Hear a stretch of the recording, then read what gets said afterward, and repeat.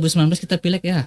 Langsung dikasih kesempatan oleh ketua PAN. Atau memang orang waktu itu memang lagi tak banyak ke PAN. Di Dapil 6 kayak memang ada keluarga di sana. Dapil 6 kebetulan memang tidak banyak keluarga. Tapi saya lihat di sana tuh memang betul-betul harus menjadi perhatian oleh pemerintah. Memang yang jadi anggota DPRD yang ada tuh kurang. Pengennya kan dari kita yang tapi memulai. bupatinya orang selatan tuh.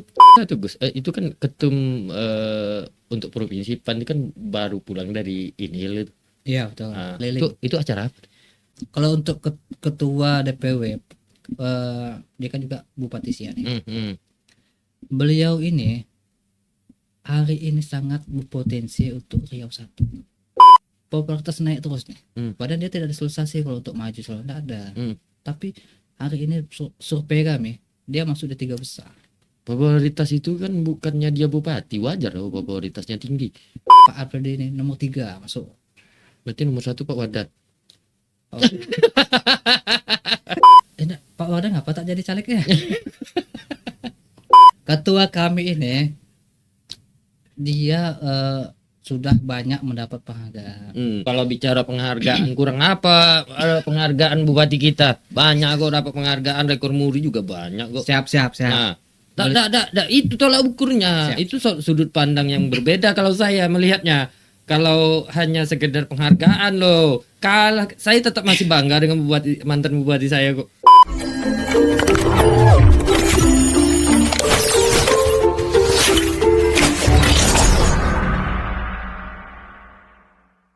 Halo Mas Bro, selamat datang Mas Bro. Oke. Ini Ramli Agus Ramli. Boleh dipanggil Agus boleh. Dipanggil Ramli boleh. Jadi kalau PAN ini cukup kader muda lah, Siap. Kader muda PAN in here.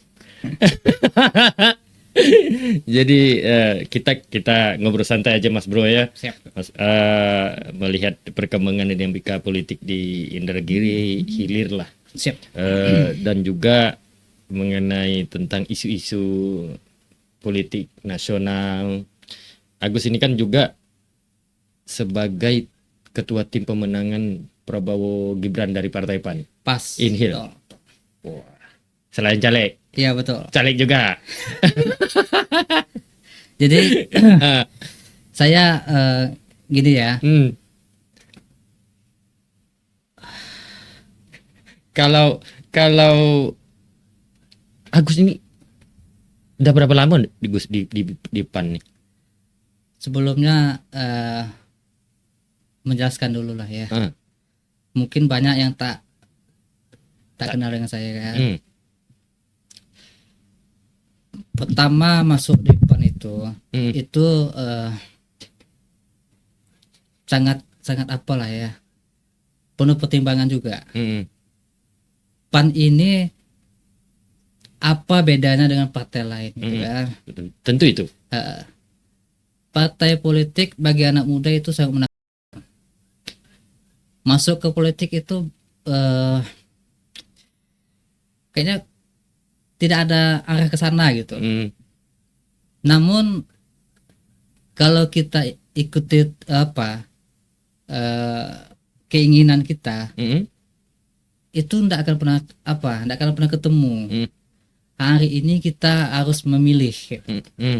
Kita kan generasi muda nih, tentu punya tanggung jawab. Nah, memang kita bicara sukanya partai A, partai B.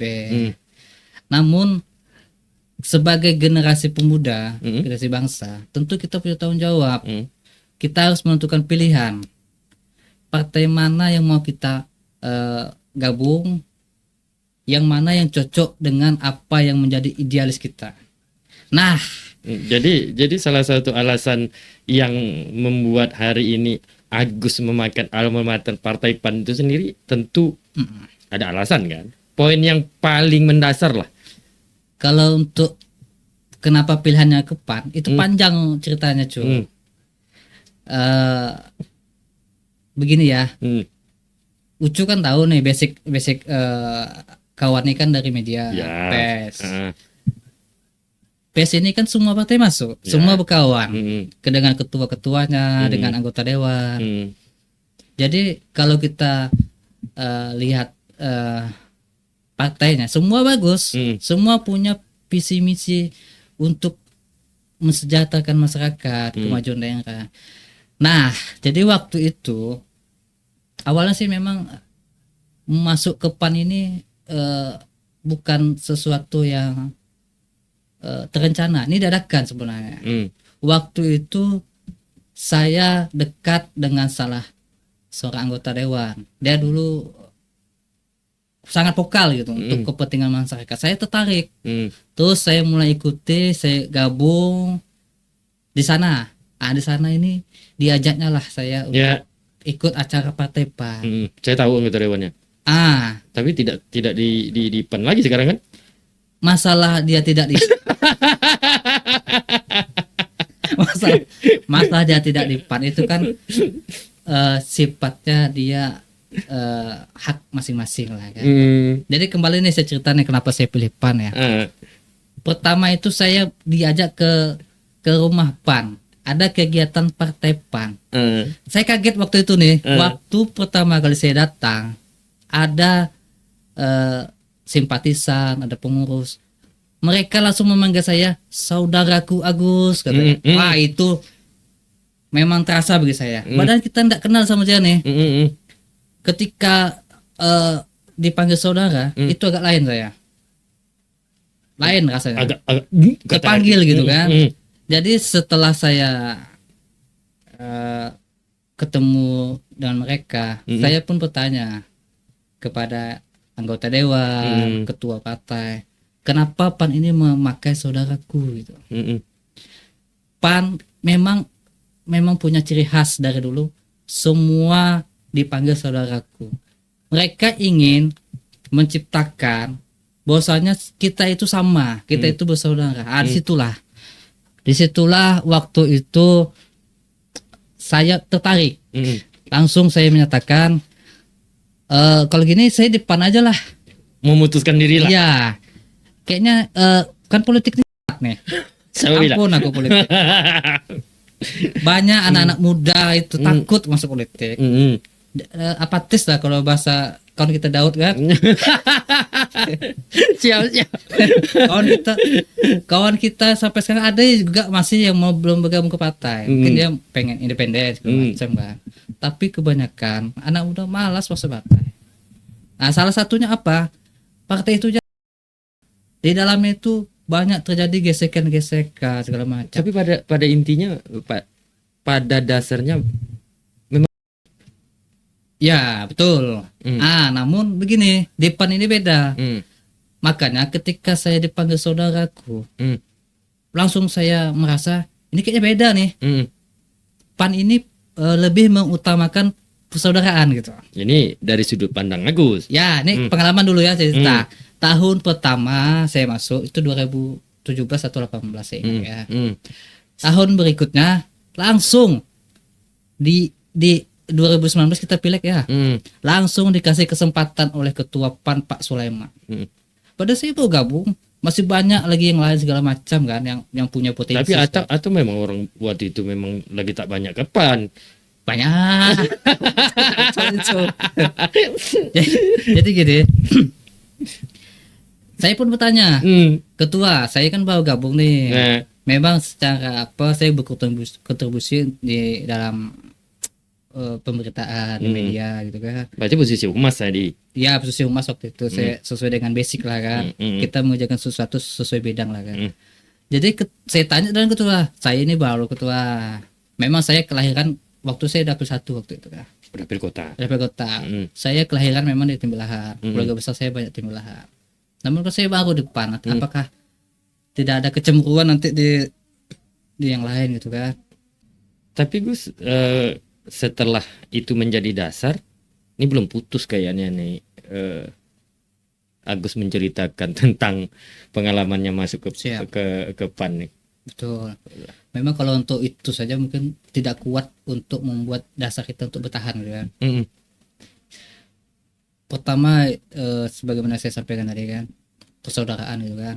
Yang kedua Ini tadi saya bilang tadi, ketua itu ketika saya bertanya, apa jawaban ketua? Kami PAN itu memberikan kesempatan untuk generasi muda. Mereka yang punya niat mau maju caleg, mau membuat kegiatan-kegiatan di masyarakat, kami bantu, kami support. Waktu itu saya caleg memang tidak dapat nomor yang utama, itu kan nomor nanti lah. Mendapat masuk sebagai caleg aja sudah mantap, itu bacaleg itu sudah luar biasa. Pandangan saya, kalau begini ceritanya berarti ketua ini kepeduliannya terhadap kader, terhadap kami yang muda-muda itu sangat besar. Tapi aku lihat PAN di Inhil tak banyak yang muda, Gus. Kami PAN ada itu namanya BM PAN. Ya, itu BM PAN. BM PAN ada dulu Kanda Epat. Nah, ya. Ada Kanda kita Denny gitu kan. Beliau tuh sudah luar biasa pengabdiannya di PAN. Mereka itu punya panggung tersendiri dalam pergerakan kepemudaan. Kami yang muda ini fokusnya itu di usaha, kegiatan kewirausahaan. Memang tak terlalu nampak memang. Mas kami akui banyak hal yang program-program pemerintah yang perlu kami kawal, yang pemuda-pemuda ini menciptakan lapangan pekerjaan gitu kan. Banyak hal lah yang seharusnya itu tidak hanya beban partai PAN itu semua partai bertanggung jawab itu. Perwakilan dewannya bertanggung jawab itu. Yang muda-muda ini kita kan bicara pembangunan nih. Tidak hanya membangun jalan, tidak hanya membangun Inhil hamparan kelapa dunia, membangun tanggul memang penting. Tapi kami yang muda ini perlu juga diperhatikan oleh pemerintah. Perlu juga kawan-kawan yang sudah menjadi anggota dewan, sudah sukses di sana, itu membantu kami yang muda bagaimana kami itu bisa menjadi sukses. Khususnya anggota dewan dari PAN. PAN siap. PAN selalu siap. Di DPRD itu kan pakai praksi dia. Praksi di DPRD itu. PAN hari ini kan gabungan masih. Kami di PAN tinggal satu lagi anggota dewan untuk kabupaten. Tinggal satu? Iya. Provinsi kami dapat. Tolong catat itu, provinsi kami dapat. Berarti berkurang.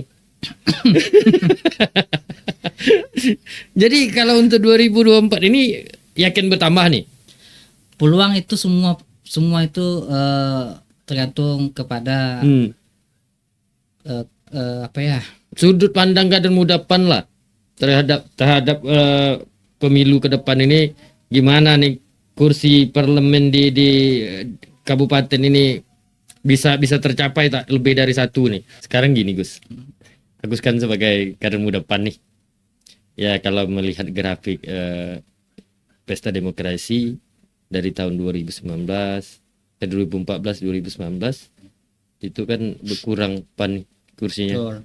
Untuk menghadapi pemilu pada 2024 mendatang ini, seberapa optimisnya PAN untuk merebut kursi DPRD kabupaten nih? Begini ya. Tidak hanya PAN, saya yakin semua partai pasti berbenah. Mulai dari struktur kepengurusan, dari desa, kecamatan sampai kabupaten ya. PAN begitu juga. PAN hari ini di kepengurusan itu berbenah ya, melengkapi semua struktur partai sehingga ke ranting, ke desa-desa, ke dusun-dusun gitu ya. Selain di kepengurusan, ini agak beda sedikit tahun ini. PAN ingin menciptakan caleg yang berkualitas, betul-betul caleg yang betul-betul ingin mengabdikan dirinya itu untuk kemajuan daerah. Berarti itu salah satu persiapan PAN untuk menguasai ya. Setiap partai kan pasti punya target. Betul.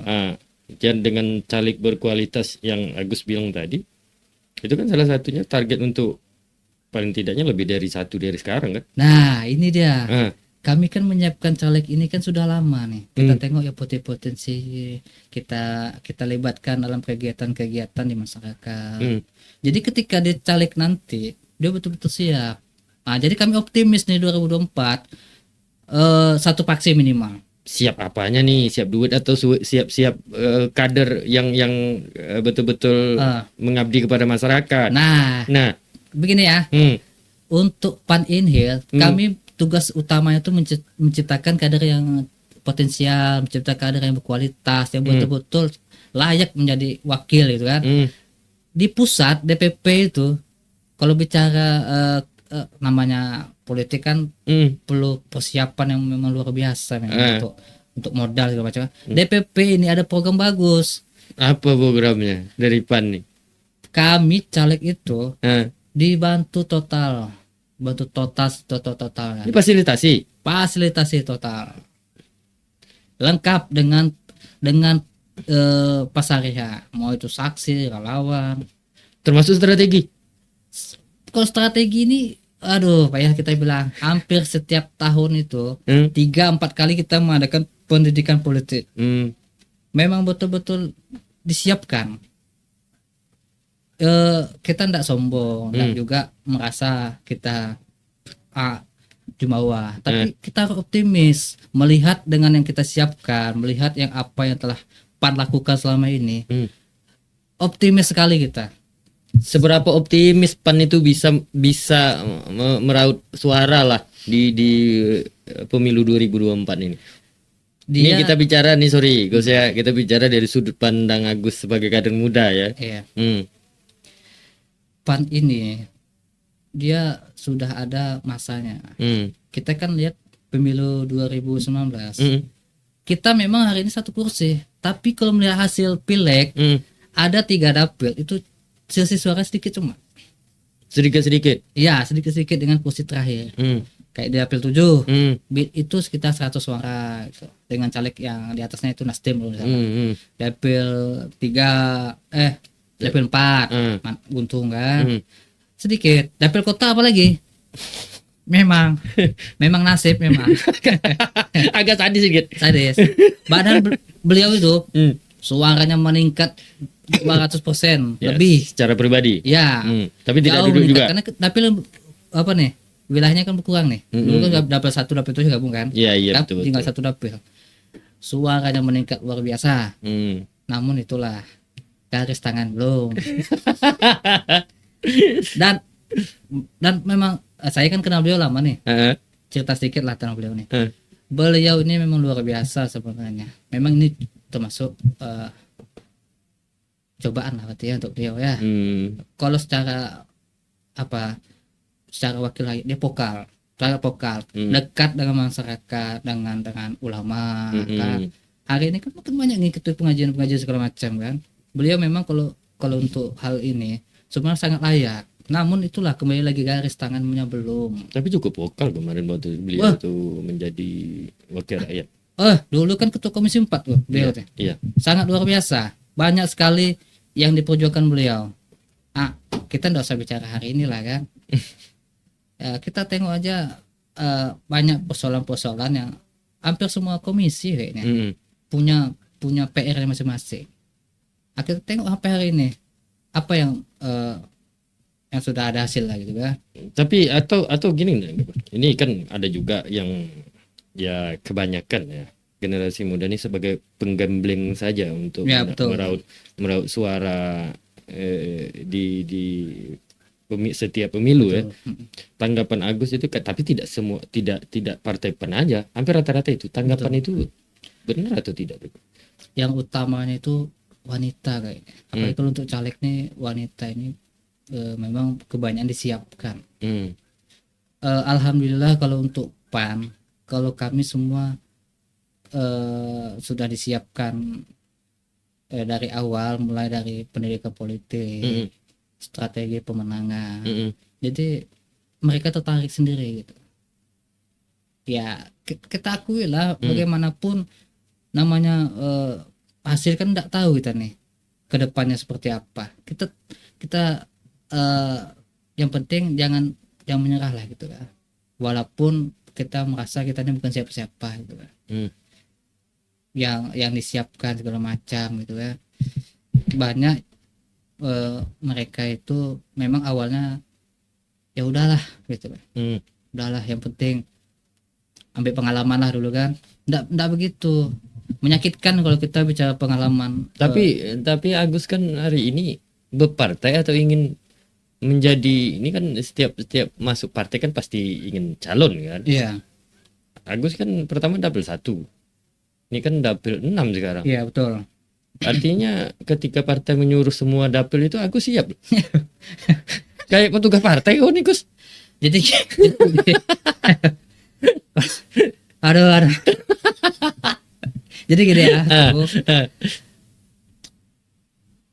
kita kan bicara peluang nih. Peluang dulu ya. Kita kembali kepada niat lah. Kalau ya di kan kali kedua nih saya maju nih kan.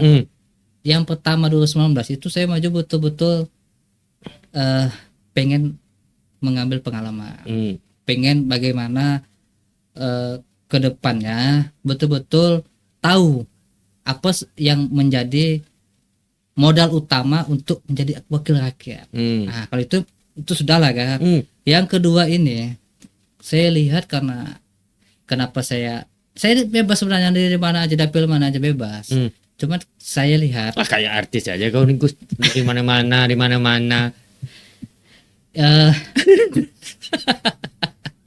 Kita jawabnya banyak kali ini. Jadi ya kita kan lepas aja nih ya. Kita sebagai kader muda, saya juga generasi muda. Ya melihat kan harus melihat dari sudut pandang ya, karena saya juga cukup baik komunikasi dengan Agus. Perkembangan Agus juga saya melihat perkembangan politiknya. Nah, saya juga kaget waktu itu. Kok dapil 6 ini anak. Nah, atau makanya saya mempertanyakan, ini kau disiap perintah partai atau keinginan kau di sana? Kalau bicara tentang pengalaman, oke, dapil 1 pengalaman periode pertama nih. Ya, keluarga besar sini. Ya, semua sini. Nah, kayak di dapil 6 kayak memang ada keluarga di sana. Jadi begini cuy ya. Kita kan melihat potensi nih. Potensi untuk mengutus satu perwakilan PAN di setiap dapil. Kebetulan di dapil 1 ini sudah penuh. Penuh, dan saya waktu itu lagi mempersiapkan diri. Maunya saya itu ada semacam apa tuh namanya, kalau keyakinan penuh untuk mematangkan diri lah ya, untuk maju. Kebetulan waktu itu saya fokusnya ke lain. Jadi ketika muncul niat mau maju lagi, itu ternyata sudah penuh nih, dengan diisi oleh kawan-kawan yang potensial. Uhuy. Iya, Baden Uhuy pernah datang ke sini. Kawan kita juga. Dia potensi gitu kan. Nanti kalau saya gabung ke situ juga, formasi sudah bagus, setiap ini namanya partai kan, tentu punya pemetaan. Nah, caleg kami sudah pas pemetaannya nih. Kalau saya gabung, sayang suara itu juga direbutkan. Jadi waktu itu kata ketua, bagaimana kalau ke dapil 6? Dapil 6 kebetulan memang tidak banyak keluarga. Tapi saya lihat di sana tuh memang betul-betul harus menjadi perhatian oleh pemerintah. Memang yang jadi anggota DPRD yang ada tuh kurang. Kita kan pengennya kan dari kita yang tapi mulai. Bupatinya orang selatan tuh. Kita harus mulai dari kita dulu. Ketika kita siap untuk fokus ke sana, bagaimana situasi di sana, nanti kan satu dapil ini kita nanti akan merumuskan persoalan-persoalan. Berarti secara tidak langsung itu bisa saya bilang PAN tidak memprioritaskan generasi muda loh. Kalau diprioritaskan Agus sudah dapil kota. Ini beda konsepnya.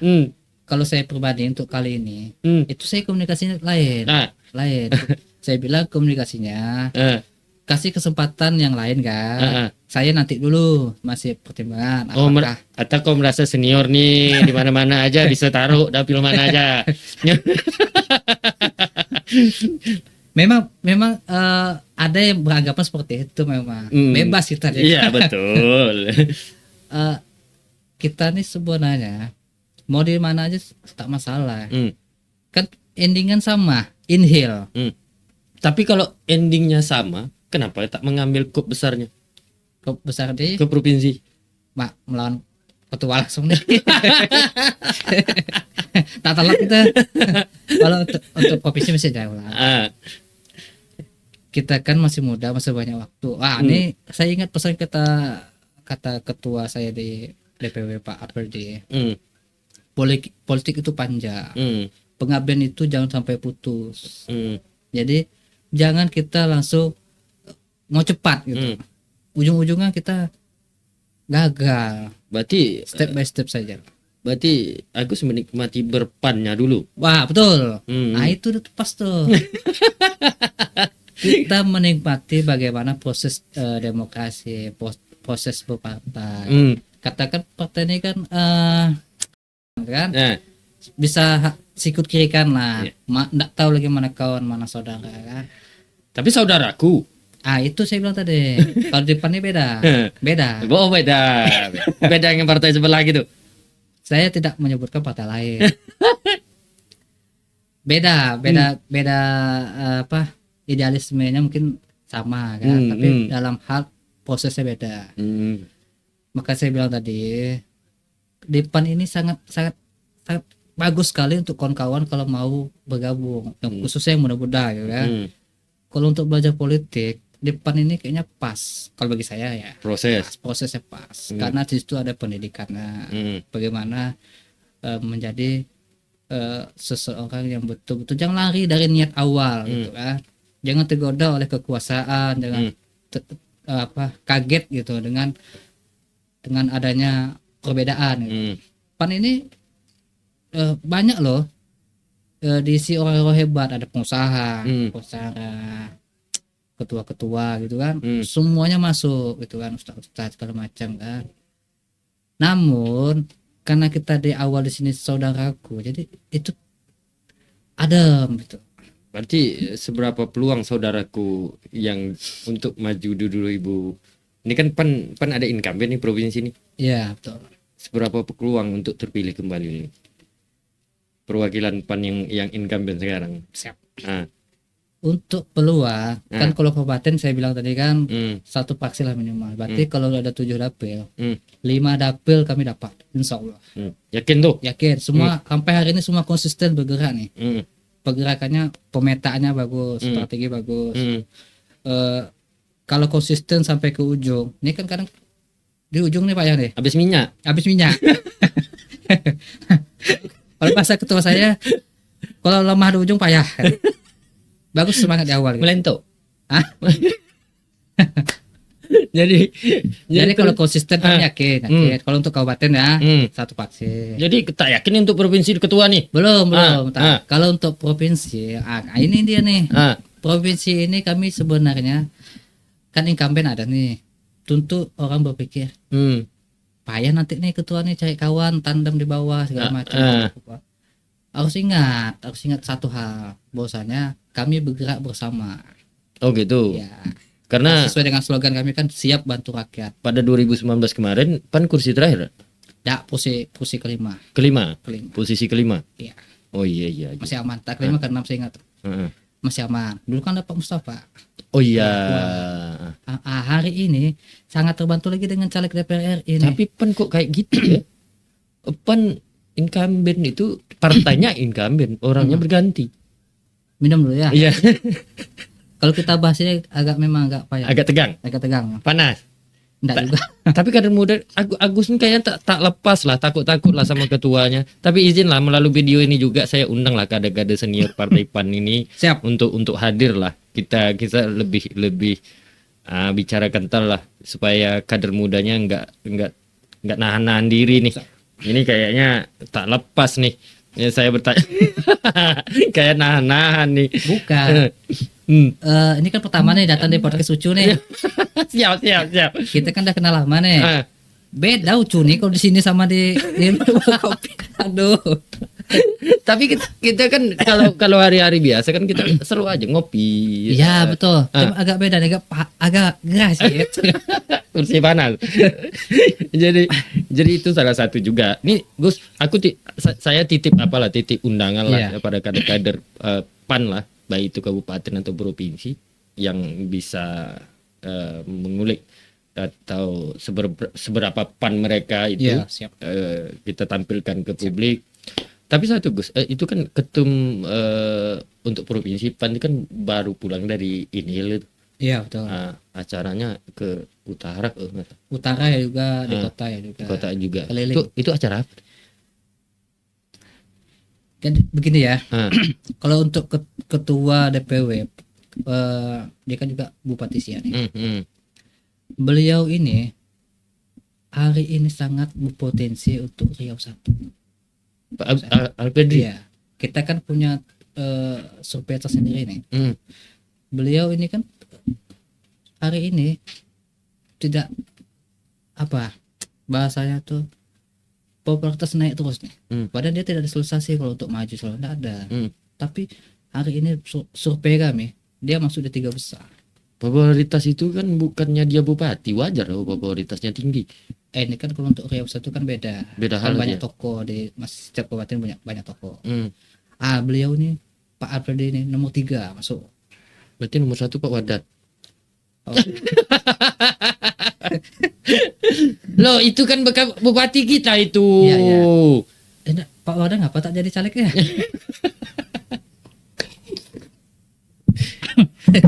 Kenapa dari PAN itu tidak menawarkan? Nah, aku bertanya kan kader mudanya. Iya siap. Nah, kita kembali ke Pak Alfredi aja deh. Ketua kami ini dia sudah banyak mendapat penghargaan.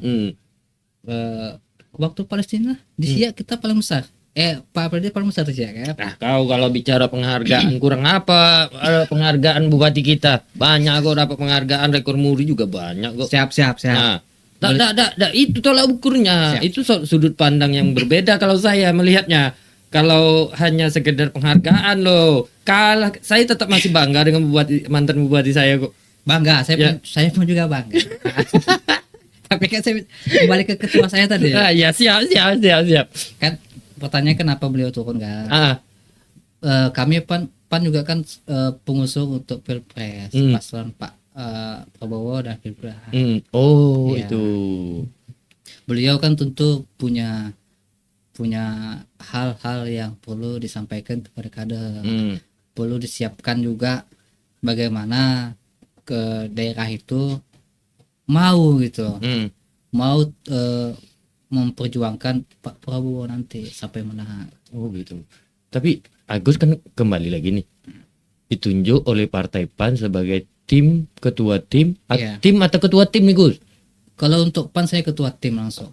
Diakui. Amanah. Berarti itu ketua ini. tim mahal. Oh ya, sebagai ketua tim dari Partai PAN untuk kemenangan Prabowo Gibran. Betul. Dari Partai PAN nih. Untuk ini kan kita baru selesai debat nih capres kita nih. Ini boleh enggak saya singgung tentang penilaian kayak mana penilaian jagoan kalian dengan beberapa kandidat capres yang lainnya? Siap. Mungkin semua sudah pada nonton ya debat kemarin memang seru. Kocak lah juga ya. Kita kan gemoynya kocak gitu. Gemoy. Nah, begini ya. Kita kan tahu nih Indonesia ini bangsa yang besar, bangsa yang hebat. Dan hari ini kita tahu nih banyak persoalan mafia yang luar biasa yang ada di Indonesia, apalagi kasus korupsi. Koruptor ini memang luar biasa memang menghancurkan bangsa kita kan. Kalau kita lihat debat kemarin paslon ini semua cerdas. Kalau bicara kecerdasan memang Pak Anies unggul. Kita kan bicara program. Ini objektif nih penilaian kau nih. Objektif. Kalau untuk pidato kemarin Pak Anies memang kalau untuk strategi itu program bagus. Namun kembali lagi, bangsa kita ini bangsa yang hebat. Butuh pemimpin yang tegas, berani. Apa gunanya punya program bagus, punya ide-ide cemerlang, Pak Anies menyampaikan segala macam untuk mengatasi, kalau tidak punya keberanian untuk melawan mereka yang selama ini sudah banyak menikmati sumber daya di Indonesia kan, mafia koruptor gitu kan, butuh pemimpin tegas yang berani. Kalau debat kemarin, kalau kita tonton, Pak Prabowo itu saya bilang luar biasa, butuh ketegasan seperti itu dalam menyampaikan. Tapi kalau tegas tak berkonsep salah juga, Gus. Kita bangsa kita ini jangan terlalu banyak konsep, action. Ya, Pak Prabowo ini kan militer nih. Dia gerak cepat. Ada persoalan langsung. Jangan banyak teori lah. Kesian masyarakat nunggu ini nunggu itu. Tapi teori kalau masuk retorika masyarakat kayak mana pula? Itu hanya untuk menyenangkan masyarakat aja. Begini ya. Berarti secara tidak langsung kau ini berasumsi, ini secara tidak langsung Agus mengasumsi yang terlalu banyak retorika itu pencitraan loh. Kalau hanya untuk menyenangkan aja, apa gunanya? Kita hidup di dunia nyata. Jangan mau dibuai dengan janji-janji gitu kan. Tapi politisi itu memang janji, Gus. Kan tanpa janji, tanpa harapan, itu menjadi semangat kita sebenarnya kan. Kalau tanpa ada harapan, kita tak punya semangat untuk bangkit. Tapi terlalu memberi harapan juga tak bagus, Gus. Mengada-ngada ya. Kayak jangan sampai kan harapan, jangan sampai partai PAN kan jadi ya, kalau meskipun di tulisan harapan itu ada kata PAN. Iya, PAN selalu memberi harapan, selalu ada harapan kan. Tapi kita kan terlalu banyak harapan tidak bagus juga. Ya, itu saya bilang tadi. Jangan terlalu banyak teori lah. Kalau kita nengok debat-debat kemarin kan, kalau kita bicara kecerdasan, Pak Anies cerdas, programnya bagus. Kan di Indonesia ini banyak yang seperti itu, yang hebat-hebat tuh banyak seperti Pak Anies. Kalau untuk bicara kecerdasan, yang berani seperti Pak Prabowo itu ada tidak? Seperti Pak Prabowo ada tidak? Yang tegas gitu. Kita itu yang langka di Indonesia nih. Tapi dia udah berapa kali pilpres juga tidak duduk. Ini kembali lagi nih kalau bicara hasil. Aduh, panjang prosesnya. Tapi tahun ini yakin ada terpilih sebagai partai pengusung lah. Kalau untuk Pak Prabowo nih, kalau kami PAN tetap optimis. Namun kembali lagi, kalau ada namun pasti ada pesimis. Nah, kembali lagi, kan Pak Prabowo ini kan kalah 2-3 kali, 2 kali ya kalah kan. Iya. Asal jangan dicurangi gitu kan. Kan itu yang lah, kalau bicara kecurangan kan penguasa kan wakil beliau kan ya kita tahu sendiri, Mas Gibran. Mudah-mudahan menang kali ini. Berarti untuk fase itu lewat gitu kan. itu kan hanya opini yang dibangun gitu ya. Tapi kalau saya pilih nih ya, memang nampaknya Anies ini memang perlu menjadi perhatian kita memang. Persaingan berat. Secara pribadi, secara personal, Pak Anies ini nih memang luar biasa saya nilai. Tapi kita kan butuh pemimpin hebat. Mas Anies hebat kok. Coba kemarin Pak Anies pasangan Pak Prabowo. Pak Anies hari ini belajar dulu lah dengan Pak Prabowo gitu. Wabub gitu kan. Wapres gitu kan. Wabub belum lagi. Nanti kita bilang. Udah, maksudnya Pak Anies itu belajar dulu Pak Prabowo. Satu periode kan. Periode berikutnya Pak Prabowo tak akan maju lagi lah, kan usia sudah apa kan. Maju kalau udah penguasa. Jadi periode kali ini biar Pak Prabowo tuh merapikan dulu mafia-mafia nih, koruptor nih, rapikannya semua. Pak Anies belajar aja dulu. Berikutnya barulah. Orang sudah jadi gubernur kok belajar apa lagi? Ini bukan masalah. Pak Anies kan sudah pernah jadi menteri. Kita tidak bicara program, kan mental. Nyali menghadapi penguasa hebat. Bayangkan loh, misalnya kita yang di apa airport apa Freeport. Nah, itu bukan persoalan besar. Banyak di kasus-kasus lain kan tak selesai kan. Kalau pemimpinnya cuma mengandalkan teori itu kan menjadi alasan. Siap. Kan banyak aja alasannya. Lu politisi banget sih bahasa lu menjawab pertanyaan gua gitu. Tapi Gus, ini menarik ya, menarik. Kita berusaha untuk lebih lepas untuk berbicara tentang ini. Tapi saya tidak akan mengulas secara habis. Saya ingin Agus juga kita bisa punya banyak waktu, bisa banyak mengambil kesempatan ngobrol di kursi saya. Saya juga bisa ngundang Mas Agus. Mas Agus tidak AHY kan? Enggak. Jangan. Beda. Siap. Jadi mungkin di lain waktu, di lain tema, di lain konsep kita bisa ngobrol bareng lagi atau ngeteh bareng atau ngopi bareng. Siap. Di lain waktu. Sengaja saya cut di sini. Kita ingin cerita pengalaman tentang politik. Banyak sekali itu memang ya banyak hal yang belum disampaikan. Ya pengalaman politik khususnya PAN Inhil itu dari sudut mereka masih bertahan di setiap pesta demokrasi itu masih punya keterwakilan di baik itu provinsi maupun kabupaten. Ya kita ingin mengulik beberapa kader ya terima kasih Mas Agus, salah satu kader pertama nih PAN datang ke podcast saya. Ya semoga lah kader-kader yang lain juga Mas Agus juga bisa memfasilitasi ketika saya mengundang termasuk ketumnya. Ya yang juga ya kalau ada caleg-caleg yang DPRI yang dapil Riau 2 gitu ya kan. Ya perlu juga masyarakat Inhil itu kenal siapa caleg dari PAN itu. Betul. Bisa kita ngobrol bareng. Tidak hanya baliho aja nampak. Ya benar. Saya tahu terlalu banyak banner kan tapi tak pernah tampil di podcast. Penting itu kalau saya pribadi belum politisi dia kalau tak datang ke podcast saya itu. Siap. Terima kasih Mas Agus telah meluangkan waktu. Lu dan kurang saya mohon maaf. Wabillahi taufiq wal hidayah. Wassalamualaikum warahmatullahi wabarakatuh. Waalaikumsalam.